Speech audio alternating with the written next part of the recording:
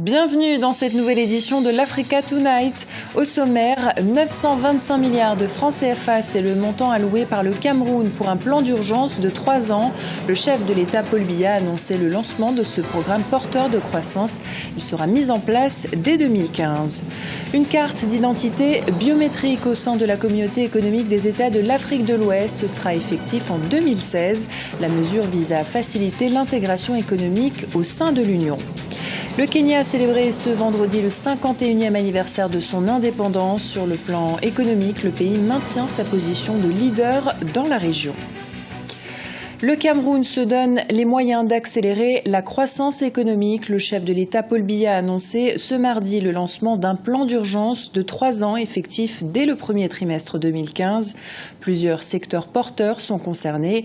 L'enveloppe budgétaire est de 925 milliards de francs CFA. Les développements d'Aminata Diak.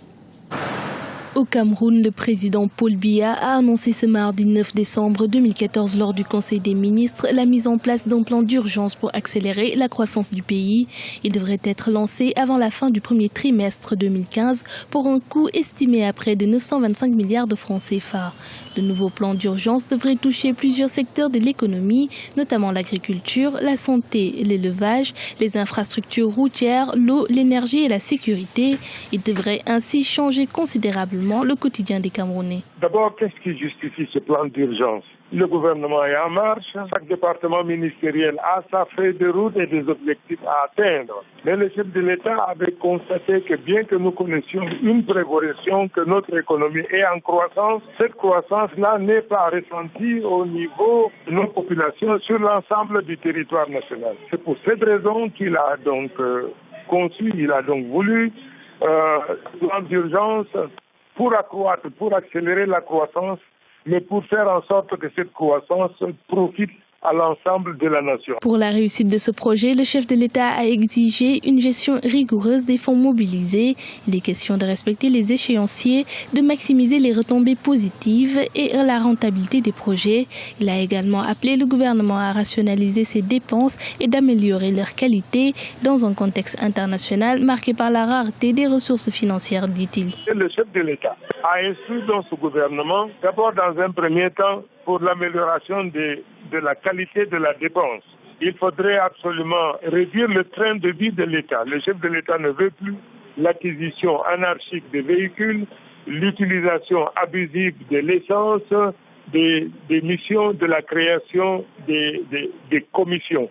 Toutes choses qui sont des choses budgétivores. C'est pourquoi le chef de l'État a voulu que son gouvernement conçoive ce plan d'urgence qui a été élaboré et tous les ministres techniques concernés ont la responsabilité de la traduction concrète dans les faits de ce plan d'urgence. Le secteur privé est aussi appelé à participer à la mise en œuvre du plan d'urgence.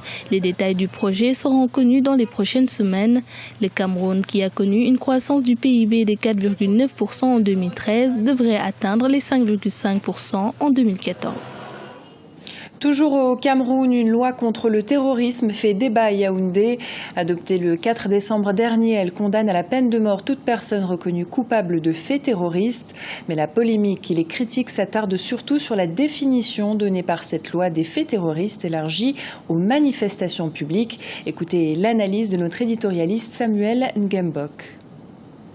Je pense que cette loi vient accroître des tensions dans un climat politique et social qui est lui-même très tendu compte tenu du contexte sécuritaire national et même régional. Deuxièmement, c'est une loi qui est au regard des observateurs, qu'ils soient nationaux ou internationaux, c'est une loi vraiment liberticide dans la mesure où il y a des dispositifs juridiques et réglementaires qui encadrent les manifestations publiques dans le pays, mais qui ont aussi des conséquences pénales en termes de punition. Et je pense qu'il y a encore une fenêtre d'opportunité qui existe, celle de la promulgation de la loi, qui relève de la responsabilité du chef de l'État. J'ose croire qu'il ne va pas la promulguer et qu'il ramènera les acteurs politiques nationaux à un débat national sur la promulgation ou non de cette loi. En 2016, une carte d'identité biométrique sera mise en circulation au sein de la communauté économique des États de l'Afrique de l'Ouest. L'information a été donnée ce jeudi à l'issue du Conseil des ministres des pays membres de la communauté. Cette mesure s'inscrit dans les efforts entrepris pour faciliter l'intégration économique au sein de l'Union. Guévanido. Une carte d'identité biométrique sera mise en circulation au sein de la communauté économique des États de l'Afrique de l'Ouest à partir de 2016. La nouvelle est tombée jeudi à l'issue du Conseil des ministres de l'organisation tenu à Abuja au Nigeria. Une résolution qui marque un pas décisif vers l'intégration de la sous-région ouest-africaine. C'est d'abord une très très bonne nouvelle. Si on ne l'avait pas fait, nous avons dans cette zone un très gros problème avec un taux de croissance de 6,3%. prévu pour 2014. Il est impossible aujourd'hui de continuer à garder ce taux de croissance si les freins à la circulation des personnes, des biens et du capital dans cette zone devaient continuer. Le système douanier qui finalement est contigu à tout ce problème va être allégé. Fondamentalement, nous allons améliorer le commerce. Nous allons donc améliorer l'intégration régionale qui est l'objectif visé, avec beaucoup de chances de monter de 6 à 7% si bien sûr la corruption ne vient pas gêner cette affaire. Selon le rapport des chefs des services de l'immigration de la communauté qui a été approuvé jeudi par le Conseil des ministres, cette nouvelle carte viendra remplacer le certificat de voyage actuellement en vigueur. Pour ce faire, elle sera soumise à la conférence des chefs d'État et de gouvernement qui se tiendra dimanche et lundi en vue de son adoption. Nous pouvons être fiers des acquis de cette communauté, que ce soit en matière de libre circulation des personnes, où nous avons aboli les visas, voilà maintenant une trentaine d'années. Nous avons même acquis le droit de résidence et le droit d'établissement, ce qui n'est pas rien. Nous travaillons actuellement à ce que l'application effective de ces protocoles s'améliore de jour en jour sur le terrain. Par ailleurs, la réunion du Conseil des ministres de la CEDEAO a également permis aux participants d'examiner le rapport annuel 2014, lequel rapport indique que les prévisions de croissance s'annoncent positives pour la communauté, avec une activité économique devant progresser de 5,3% en 2014 contre 4,8% en 2013. Le Kenya célèbre ce vendredi le 51e anniversaire de son indépendance, une célébration qui se déroule dans un contexte de lutte acharnée des autorités face aux Shebabs somaliens qui ont multiplié les attaques ces dernières semaines. Sur le plan économique, le Kenya maintient sa position de leader dans la région, comme nous l'explique Aminata Diak. Le Kenya fêtait ce vendredi 12 décembre 2014 le 51e anniversaire de son accession à l'indépendance. Le 12 décembre 1963, Jomo Kenyatta, le père de la nation, prenait le pouvoir transmis par les Britanniques. 50 ans plus tard, celui qui dirige le pays n'est autre que son fils Uhuru Kenyatta, un pays qui, durant ces dernières décennies, est parvenu à s'affirmer comme la première économie de l'Afrique de l'Est. Au niveau du bloc est-africain, donc Kenya, Tanzanie, Burundi, Rwanda, Ouganda, c'est le pays qui a les meilleures performances économiques et cela a été déjà le cas dès les indépendances puisque le Kenya était un peu le fleuron de l'empire britannique dans cette partie du continent. C'était là où il y avait déjà les plus grands investissements de la part des milieux d'affaires étrangers. C'est également là qu'il y avait un certain nombre de propriétaires. Donc cette prospérité économique du Kenya a globalement perduré durant les 50 ans, tout en sachant que le Kenya était épargné par les conflits, par les guerres. Le Kenya s'en sort également dans d'autres domaines, en l'occurrence les infrastructures et les technologies, devenues aujourd'hui des secteurs porteurs. Il y a un développement au niveau des infrastructures.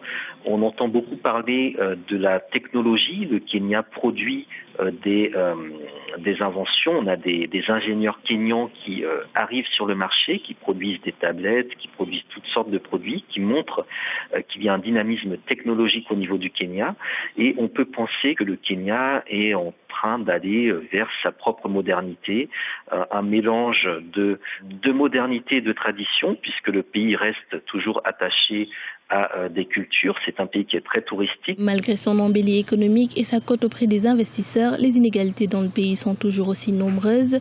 Le Kenya reste l'un des pays les plus inégalitaires au monde, avec une richesse largement concentrée entre les mains de 5% de la population. Il y a 6 ans, un vaste programme de développement social intitulé Vision 2030 a été lancé. Son objectif est de porter la croissance à 10% dans les prochaines années et créer une société égalitaire et unie fondée sur la justice sociale. La Côte d'Ivoire est connue comme un pays exportateur de café et de cacao, mais pas seulement. Le pays exporte également des produits finis, c'est le cas du bitume. La Côte d'Ivoire a une capacité de production de 350 000 kilotonnes qu'elle souhaite porter à 700 000 kilotonnes grâce à son succès à l'exportation. Reportage de notre correspondant en Côte d'Ivoire, Olivier Conan. 350 000 kilotonnes par an, c'est la capacité de production de bitume de la Côte d'Ivoire. Cette production est exportée à 80% à destination des pays d'Afrique de l'Ouest et du Centre. L'Angola est également débouché de bitume ivoirien. Cette offensive sur ces marchés a permis de compenser la baisse de la consommation locale consécutive à la crise que le pays a connue depuis plus de 10 ans. La Côte d'Ivoire détient par exemple la moitié du marché nigérian. Le Nigeria, qui arrive en tête, avec 40% de ce volume de 80% que nous vendons à l'export. Arrive en second le Ghana, qui, bon an, mal an, est entre 30 et 35%, je vais dire, de ce volume. Et le reste, je vais dire, du volume est réparti entre le Cameroun, le Gabon et l'Angola.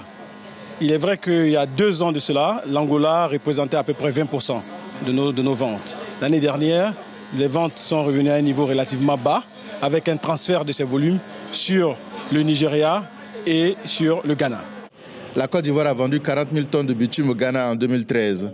Ce succès à l'exportation est assuré par la qualité du bitume produit en Côte d'Ivoire qui répond aux standards internationaux. Nous allons traiter seulement que le brut qui contient du bitume à l'origine. C'est ce qu'on appelle les bruts bitumineux.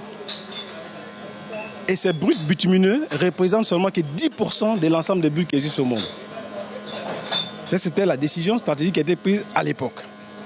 Donc, par ce fait-là, la SMB se trouve aujourd'hui être l'une des seules raffineries qui fait le traitement du brut à bitume. C'est-à-dire que dès la première distillation, vous obtenez du bitume. Donc la qualité du bitume de la SMB est largement au-dessus de l'ensemble des bitumes qui sont produits en Afrique aujourd'hui. Le prix du bitume indexé sur celui du pétrole est orienté à la baisse. Il est passé de 350 000 francs CFA la tonne à 320 000 francs CFA. 4 milliards de francs CFA d'investissement dans les 2 prochaines années sont nécessaires pour préserver la compétitivité du bitume ivoirien. Le chiffre d'affaires de la société multinationale de bitume varie entre 120 et 200 milliards de francs CFA. Au Burundi, l'ONU ferme officiellement sa mission politique dans le pays ce vendredi. Cette fermeture s'effectue après une vingtaine d'années de présence dans le pays. Les relations entre le gouvernement du Burundi et le Bureau des Nations Unies étaient devenues conflictuelles ces dernières années. Ce départ de la mission de l'ONU a lieu à quelques mois des élections générales. Ce journal a été réalisé par l'ensemble de la rédaction. Nous vous remercions pour votre fidélité. Dans un instant, une nouvelle édition de l'actualité sur Africa 24.